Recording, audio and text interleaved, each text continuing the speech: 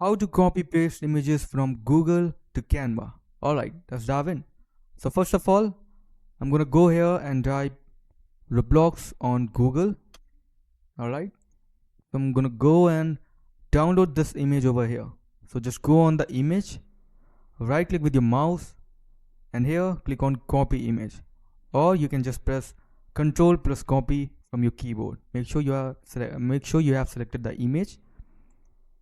Okay, now go again on Canva, and here you can press Ctrl plus V from your keyboard, or you can just right click with the mouse and you can paste your image over here, as you can see.